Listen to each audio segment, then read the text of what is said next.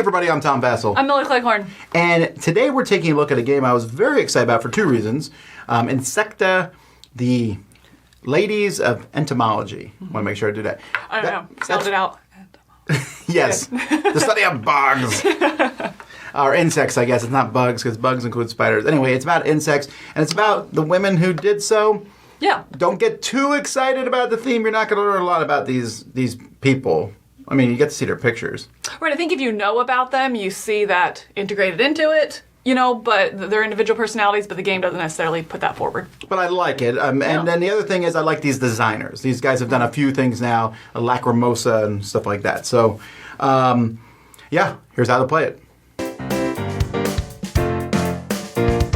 All right, in Insecta, you are going to be one of 5 entomologists here who's going to be traveling the world, collecting different insects to add to their tableau or to their collection, fulfilling different requirements as requested, and meeting certain goals over here as well as established. So, first up, you're going to choose your character here. I'm going to be Margaret Elizabeth Fontaine, who is fond of Oceania and butterflies, and we are set up for a 2-player game. On your turn, you're going to do 3 things. First person is going to move the marker here from one season to the next, which is going to indicate which actions are available that round. So the very first person of the round is going to move it to the other side, showing that these are the actions we're going to select from. Then you're going to take your marker from the first to the last, top to bottom over here, so it'll be blue player's turn here, and they're going to come over here and select one of these actions. Now note there are 2 spaces for the top action, which is the weakest action. If you're the first to go there, you take the bottom. That way, if the other person comes over and takes it, again, it sets turn order for next time as well. First up, you would take your little marker here and choose which of these spaces, which actions you want to take for this round. You would then complete the action, and then after you do that, you have the opportunity to complete your collection or do any scoring at that point for that specific round. After you're complete, the next person would go, and we would start another round after everyone's gone, switching back and forth between the 2 seasons. So let's talk about the available actions here on the board. We have the travel action, which is indicated by this little ship here, and you can move the number of spots with the number below. So here, if you went to the top one, you could choose to do any of these 4 actions. The first one being to travel 1. Down here is travel 1. Looks like all we have available in this game here is traveling 1. To travel 1, you can go from the continent you're in, from the A to the B camp, or you can go from one continent that you're at to another one following the arrows. So for example, you could not go straight here from the Americas over here to Asia. You would have to go and stop in Africa first. When you do go from one continent to another, you get to choose which camp. So for example, I could go from the A up here in the Americas to the B down here in Africa. The next type of action we're going to talk about is this male action right here. These are male. The next action we're going to talk about is the male action right here, which is indicated by the envelope. These over here are different commissions that have been sent out, which for us turn into scoring opportunities. So if you choose the male icon here for your action, or it's in that row, then you will take one of the available commissions that are out here, or if it has this fraction here or the blue dot in the middle, then you get to choose 2 from the top of the pile, keep one, put the other back on the bottom. When you take one of these, they immediately go out into your tableau, paying attention to the varying scoring abilities as you're trying to optimally score the most points. The next thing you can do is this magnifying glass here, which is going to be to collect an insect at the camp that you're at. Now, if it is the left-facing magnifying glass like this, you would just take the topmost one of the camp that you're at and again add it down to your tableau. If it is the right facing one, you can see again we have a fraction. You could take 3 and choose 1. Those can come from the top or the bottom of the stack here. And the last action we have here is the medal collecting action. That is going to be represented over here with these different medals that are out for grabs. When you complete or you are scoring a medal objective, you can take one of the cubes off your player card here and you would see how many times in your tableau you meet that objective. So for example here, how many green or small bugs do you have in your entire tableau? Depending on that number, you would place this and let's say I had 3, and you would take all of the benefits from that row below. Now later on in the game, if you want to score this one again, you would recount, and let's say now that I have 4, I would move this same cube up to 4 and take any additional bonuses that were unlocked. So in this one, for example, I'd already done 1 through 3, I would take just the 4th spot here. By doing that, you also open up a once per game ability for your specific character. And these are in the rulebook labeled as they are a little bit different depending on your character. Ultimately, you will be just building out a tableau of different scoring objectives and insects in a checkerboard-like pattern. Let's see if we can get a couple different ones in here. In a checkerboard pattern in order to score as much as possible and meet certain requirements. Let's just put some stuff out here and see how it goes. So it'll look something like this. Ultimately, trying to build out your whole tableau to meet the different scoring objectives, balancing over here with the medals as well, using your special abilities every now and then. Your finished tableau will be a 4x6 grid. We have 3 different ways to score these commissions here, as depicted by the symbol on the bottom of the actual commission tile here. This one that is the hourglass symbol can be scored whenever you're ready to. So that one just sits there until you think that you have gotten as much out of it as you can. You would score it. So for this one, every red or large bug, as indicated on their circle down here, this one here is a red one, this one is a green one, this one is a yellow one, small, medium, large, then you would score it. So this one here is looking for the large bugs. It would be worth 1 point at this point. Let's say I want to score it, I'd go ahead and flip that over to show it is scored, and I would move up 1 on the score track for that one. This one down here is of the similar kind, but it is specifically looking for bugs from the Americas. So as I put this one out here, it would only be scoring the 1. You can tell that because the picture is in there, as well as the yellow ring that is also indicated in this little icon right here. So this right now would only be worth 1, scoring it whenever I would want to. Maybe I'd hold off on that a little bit, hoping I can get another America one down here to increase that score. Another way we can score here is by this symbol right here, which means orthogonally if this condition is met. So orthogonally, if this tile is next to 2 small bugs, it's next to 1 currently, if I can get another one out here, then I can score it for 2 points. So this one is orthogonally adjacent. If you meet the condition, you get 2 points. The final tile is going to be this one, which kind of looks like the orthogonal, but you can see it has the arrows on it here, and that means in anywhere in the column or the row that this tile is in if this condition is met. So, for example, if it was here, this one, or couldn't be there, it has to be here because the checkerboard, if it was here, if there is a small, a large, and a medium bug in the row and column, then I would score 2 points.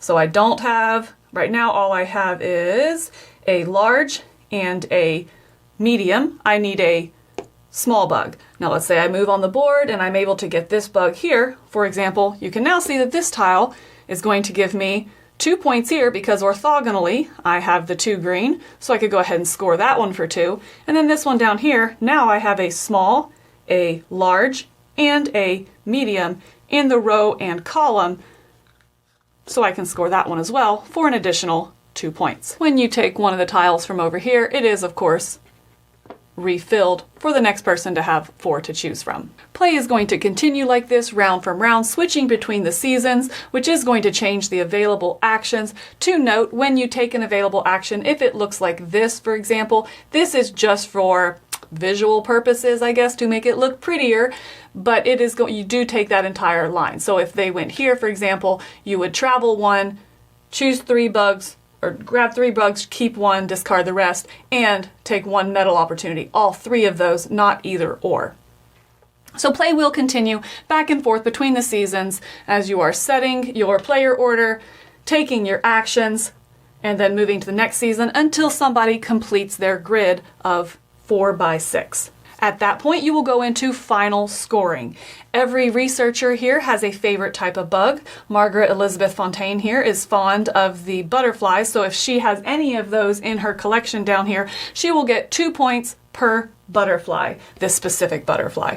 If you have a bug from every continent represented in your tableau, you will get 5 additional points. And finally, you'll look over at the tracks here. There are fragments over here depending on where you have landed on these. If you have unlocked the fragments, you will get a sliding scale of points as well. 1, 4, or 9 points for 1, 2, or 3 fragments reaching that spot on each of these tracks. So you'll add up any end game scoring points that you might have accumulated, and highest points wins. That's going to be Insecta. Let's go back up top and give you our thoughts.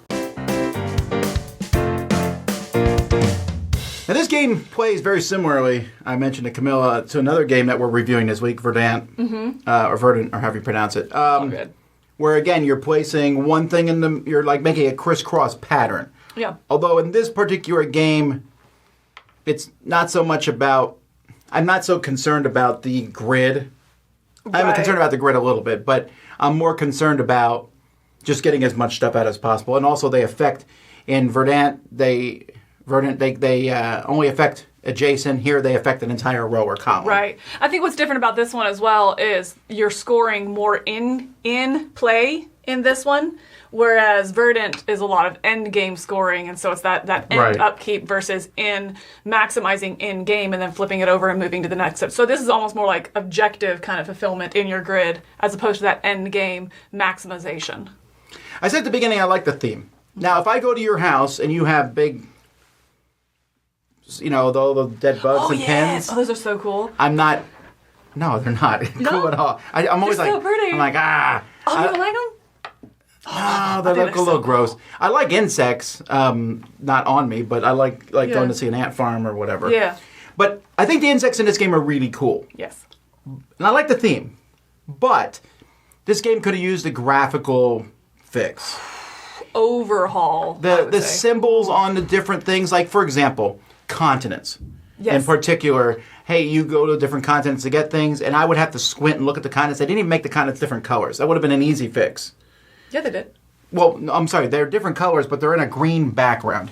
So when you look at the different continent there, the Australia, Africa, South America, if you just glance at it, I can't tell them apart. Right. They have a colored ring around it. Yes, there's a very thin color ring, but it's hard to see. And it also has the name of it underneath it. But again, you have to squint to see. So you're squinting to look at the picture, squinting to look at the color, or squinting to look at the name. Either way, you're like all up in your tableau's business. And they made some weird choices. Like some of the actions on some of the cards, there's a split between them, which makes me think you can do one or the other. Yes. They clarified online that they did that so that you use both of those actions. But they did it because I forget what the reason was. They think it looked better. Prettier. It looked better. And oh my word, no, don't do that. Yes, because that's something I had to go to BGG as well, and that's one of my biggest complaints of this game is just the graphics and the understanding of the game. I had to go to BGG, I think 3 or 4 times, to understand 2 of the scoring ways you score are very similar as well. See, this is I don't know if this is a little dark, but it doesn't look as cool as I'd like it to look.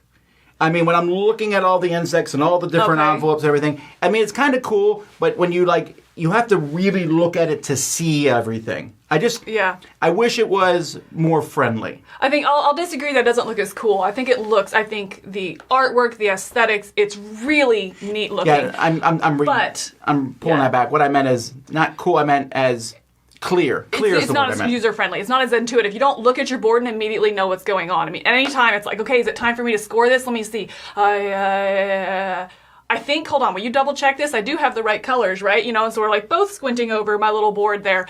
I think it's not as user-friendly, to see what's going on. I think it aesthetically looks great, but it's just a little clunky trying to figure out what you've scored, what you haven't scored, if you're set up to score, when to score.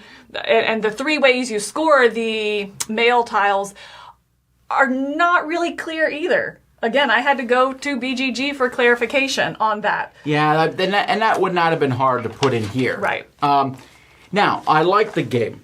I love the concept of the jumping back and forth. It's kind of a worker placement, but it's more action selection. And if you really want a good action, you can take a bad action on one turn so that you can take a good action on the next turn. Right. Although, I don't know if you found, you can get caught up in that same loop. Like, bad action, good action, bad action, good action. Yeah. And occasionally I'm like, you know what? I need to take a bad action 2 turns in a row to get a good action. I want the other good action. Right, yes. Yeah, there was definitely one of the 2 seasons that I liked more than the other, and so I always tried to set up to be, first on that one.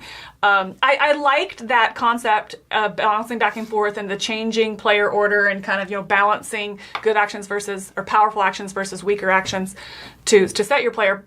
But I found, again, it comes back to the usability on the board. It was really frustrating to be like, okay, and all the way over here, and all the way, and what am I doing? Yeah, it would have been nice if they had just been next to each other. Like, it definitely was this game had a lot of me bouncing 4 or 5 different places to get 1 or 2 answers, and so again, it just came down to the usability. But I'm with you. The gameplay of this, I found very engaging. I really enjoyed it.